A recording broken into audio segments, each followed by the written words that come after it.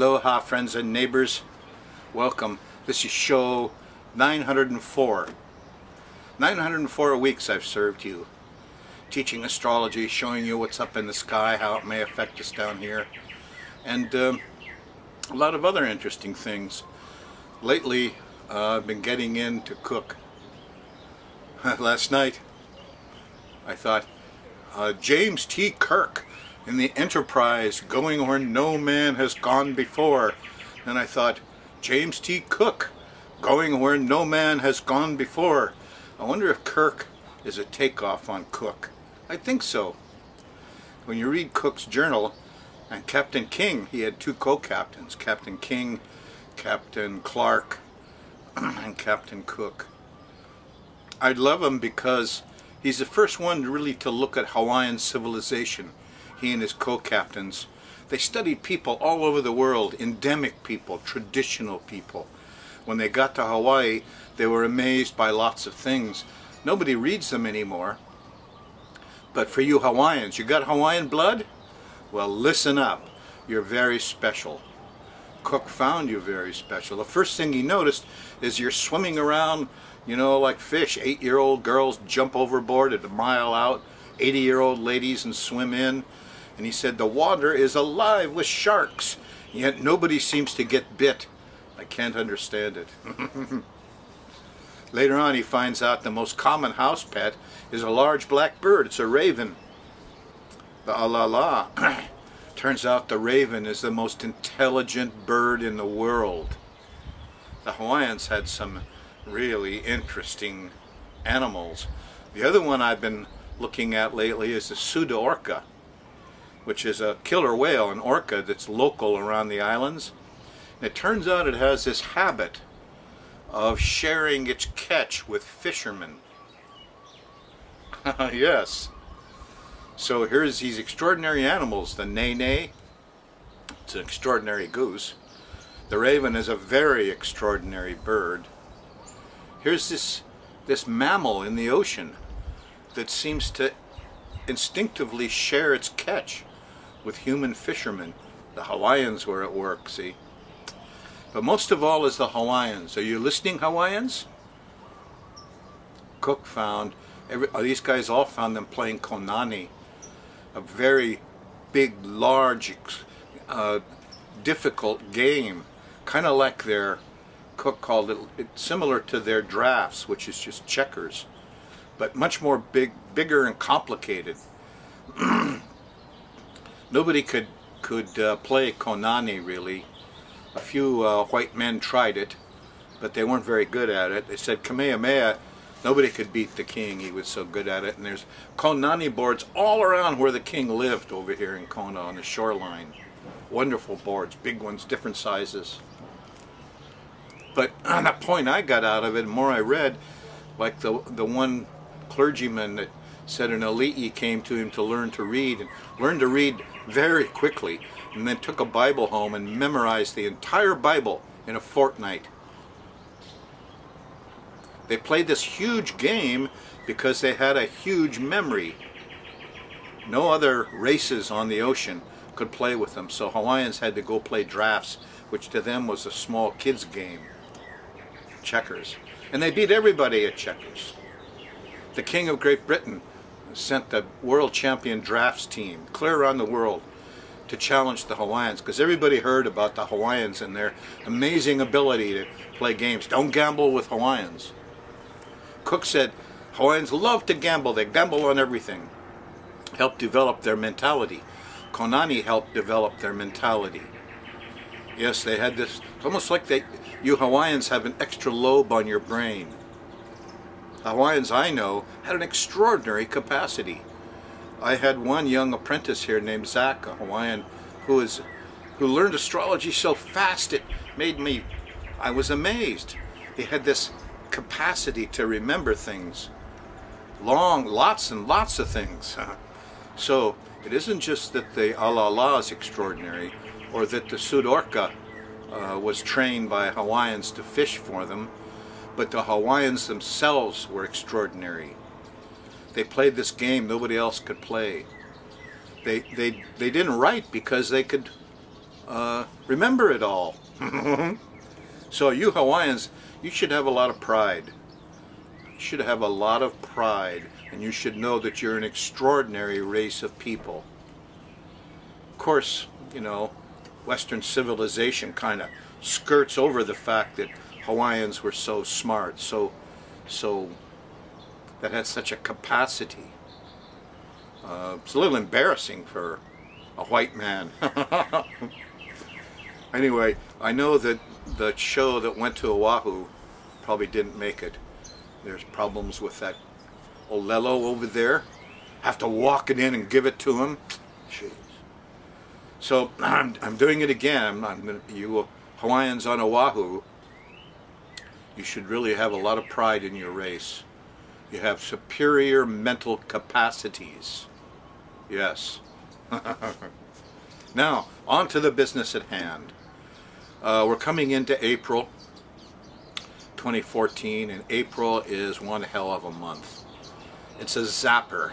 It starts on the 30th of March with a new moon right on the planet Uranus, squaring Pluto, opposing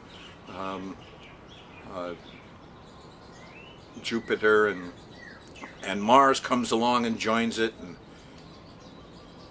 I mean, just having a new moon on Uranus, a lot of you will wake up in the middle of the night. You'll have unusual sleep time patterns. Some of us will have genius thoughts come out, sudden enlightenments from Uranus. Uranus is an enlightenment planet, just like Neptune. Neptune has been enlightening for 2,000 years with music and art and religion and Jesus. And Neptune enlightens through the heart. Uranus enlightens through the mind. Yes, so you're going to have a lot of mental enlightenment. Buddhism is great for such things, and some of the Oriental one-line philosophies, the S training, Scientology. The base science of Uranus is astrology. You realize what it means that astrology works. It's not easy. No, you got to have some of the talents of Urania, like Ben Franklin said, some number talents and some awareness that reality is built in layers and that things up there correspond with things down here. But once you get into it and you find out it's true, there's a lot of interesting things flow from that idea. Reincarnation, for instance. No, when you die, you're not going to be judged to heaven or hell by a vindictive Jewish, Muslim, Christian God, some father who's could be angry at you, send you to hell forever. Reincarnation is clearly real. There's been evidence of it. And we tend to reincarnate with the people we're used to and that we know, family members. So just look at it this way. The person I'm talking to is not the named being. You know, Rollin Frost, Taurus rising. Taurus, that's my chart. That's the named person here. But inside me, there's a person who's exactly the same as I was when I was age 7 or 8. I can remember lying on my bed at age 7 and looking up at the ceiling. And I'm exactly the same person inside here now at 73, that I was then. You know why? Because that's spirit. It's unchanging. And it's the only evidence you need to get you out of the fear that these Western religions have put onto us. Fears to control us, I think. And realize that you have an unchanging spirit in you that doesn't die when the body dies. Ben Franklin, on his grave, wrote a thing like, I wish I had it exact, but he said essentially, here lies the remains of Benjamin Franklin.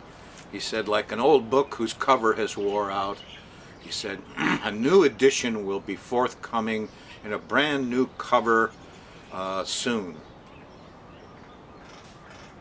Hawaiians believed in reincarnation. Most of the world does. So, let go of the fear. The spirit in you is unchanging, is going to go on. Yep. With a different chart. The charts that we study are your body. Your rising sign is your body. The sun sign is your character from your father. The moon sign is your personality, your facial expressions from your mother. We're studying the fleshed being, not the internal you. Internal and eternal, two words, inside you. But more than anything, eternal, goes on forever. We're not studying that. That's you, and that's me. Anyway, all of these bodies and these that we're inhabiting are going to see a zappy month of April. It's going to be strange. There could be lots of enlightenment here. There could be shakiness, could be jitteriness. We all could feel part of something. The 99% could come out again and tell governments where to go. There could be lots of phenomenon. This could even be a phenomenon of UFO stuff, things like that. New kind of scientific, intellectual awareness of things that just opens your eyes. Now, it's not going to be easy, because if Uranus wants to do some things, it's squaring Pluto, and Pluto stops in the middle of April and gets super powerful. The volcanoes, the sharks, the police, very strong, and squares Uranus. Says, I don't want no rebels here. I don't want no hippies. I don't want no intellectuals, no Buddhists, no independent thinkers. No, science is bad. And then when Mars joins this mess in the last part of April, there could be some fights. There could be some violence. So we could have volcanoes, riots, violence, police difficulties, power and control issues. A lot of people are going to have little shakes and not be able to control it. I'm going to give you the tech. Let's go inside and get started, because this is kind of a complicated month, and it's going to be exciting.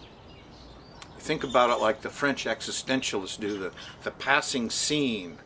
You know, it's like a big circus out there that's going to go into these sudden shakings. It's a month of shakings. And Pluto is going to be there very strong. Remember what Cook said about sharks. These Hawaiians swim like fish.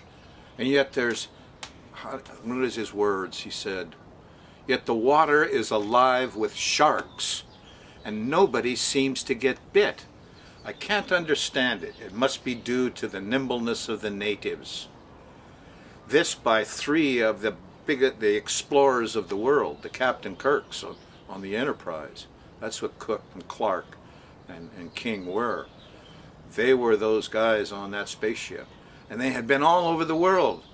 They had seen people in the water and fishing and sharks. And when they came to these islands, they were amazed. The Hawaiians lived peacefully with sharks. Anyway, remember, you Hawaiians got extra mental capacities. Be proud.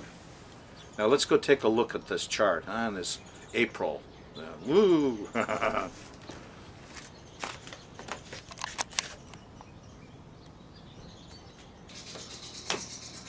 Going where no man has gone before.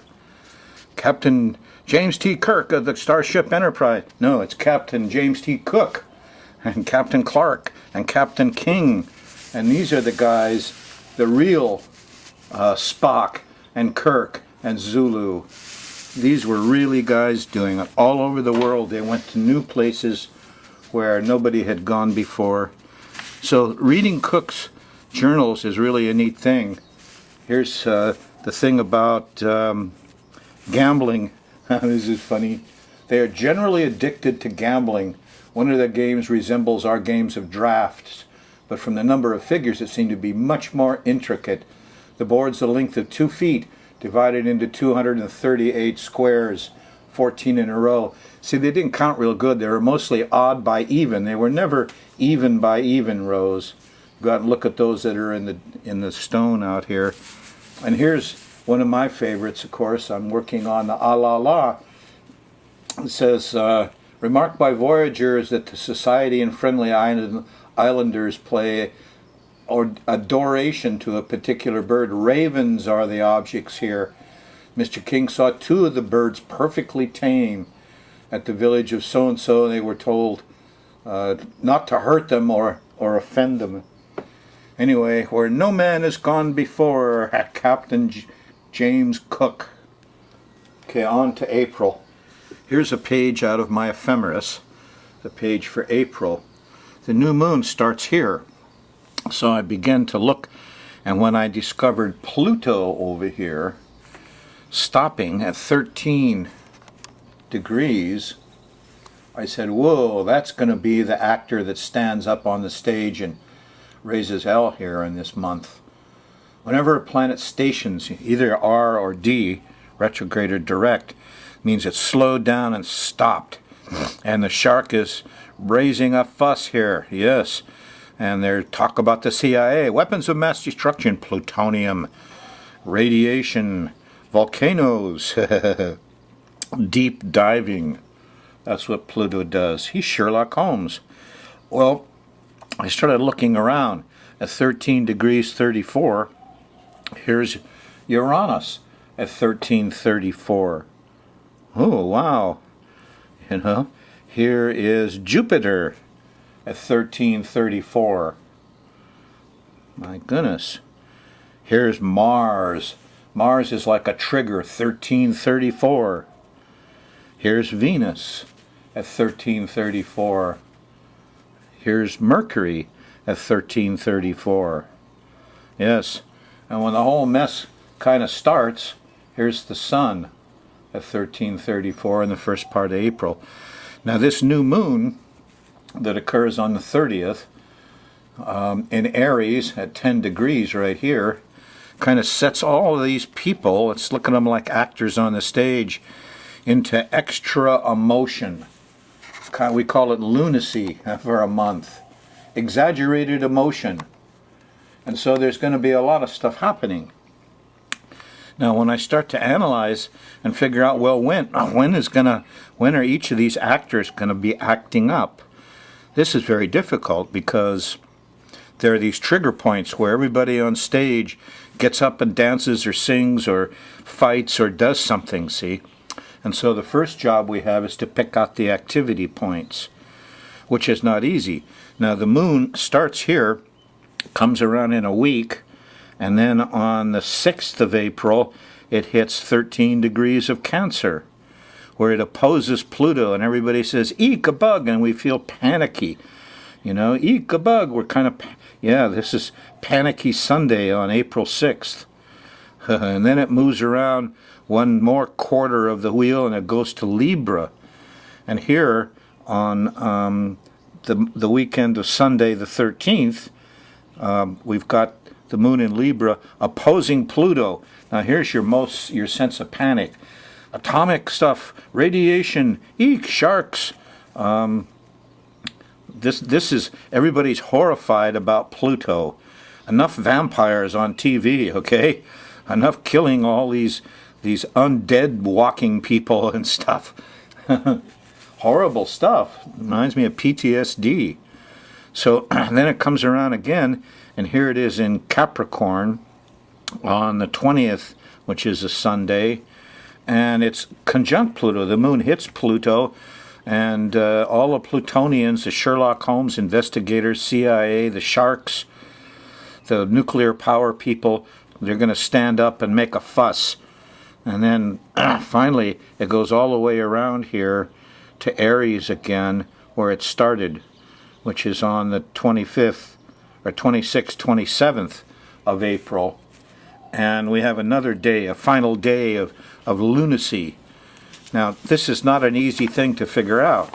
I've been working on it, and you know, you can see here I am in my intermediate stage. So here's Uranus. We have a new moon there. So it's very strong. All the scientists stand up and say, we want freedom, and you'll feel that. I want freedom. I'm an individual. We're the 99%. And this all starts on the 30th. And then there's Pluto up here in Capricorn, which slows down and stops in the middle of April. And the policemen come out, and the investigators, and they square Uranus, and they block Uranus. Say, no, we're not going to listen to science. The Earth was done in 7 days by God or something. I don't know. Anyway, these Plutonians here have been squaring the Uranians for quite a long time. This square has been in our charts for a year or so, and it's not comfortable. No, it's panicky, it's shaky.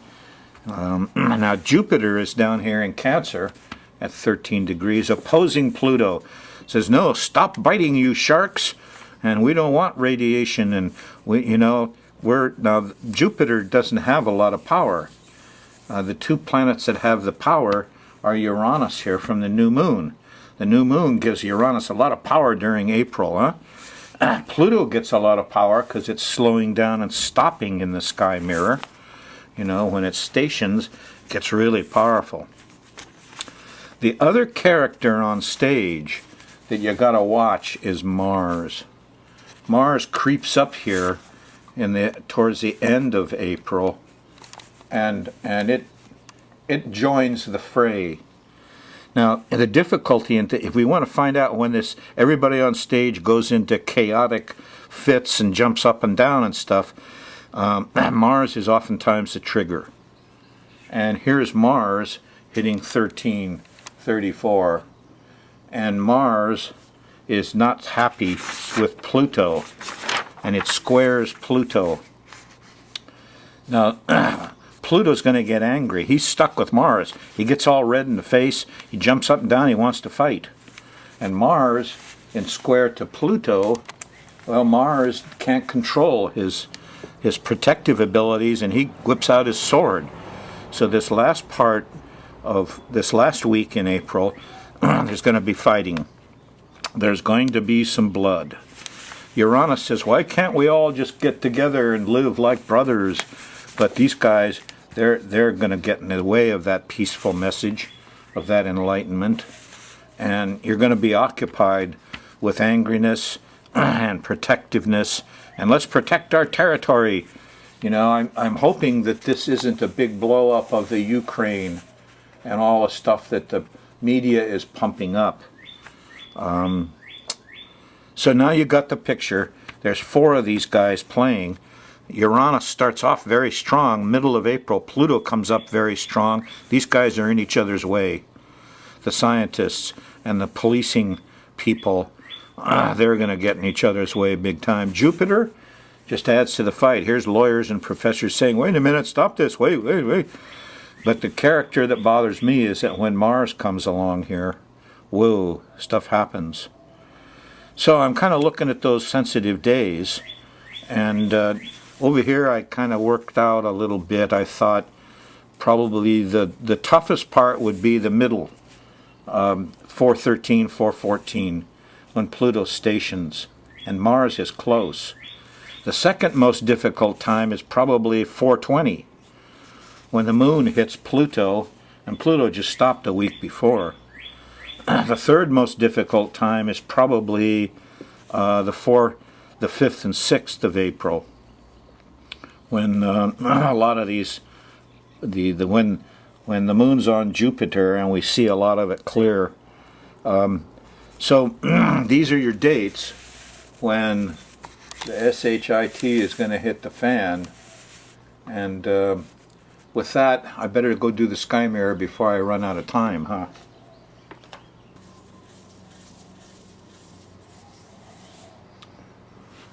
And I'm running short on time already, huh? I better get to it.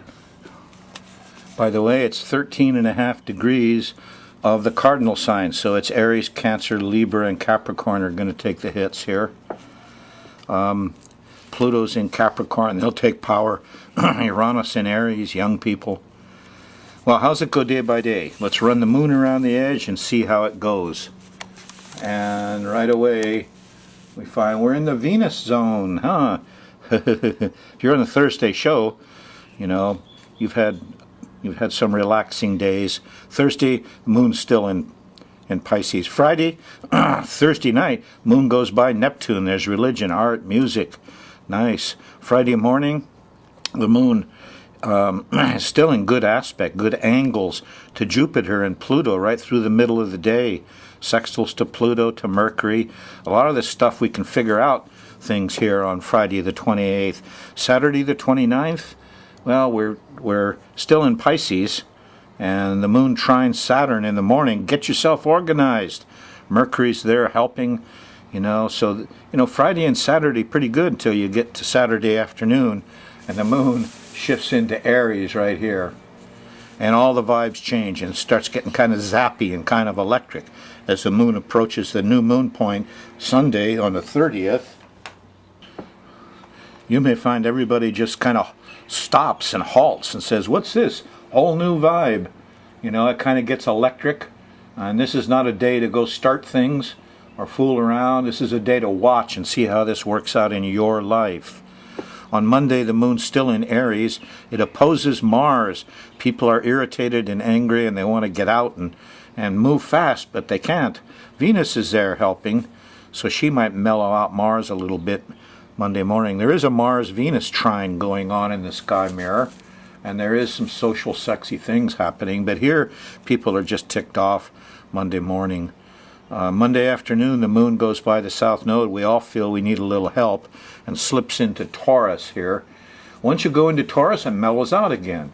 Here Tuesday morning, here's the sextile to Neptune, religion, art, music. And here's a sextile to Jupiter, wisdom comes out. Here's a trine to Pluto. Oh, the sharks won't bite, don't worry.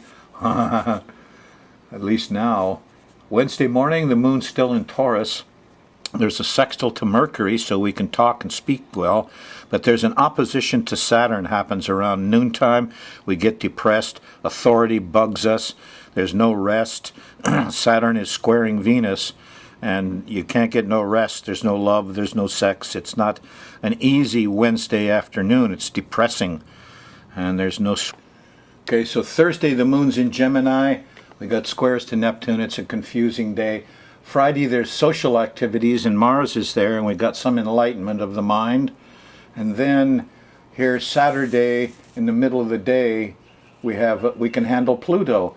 Things seem calm, but the moon goes into Cancer Saturday afternoon, and here's your square, here's your lunation hit again. So on Sunday, the 6th, the SHIT hits the fan again, and we see much more of this clearly, but can't do a thing about it. Sorry.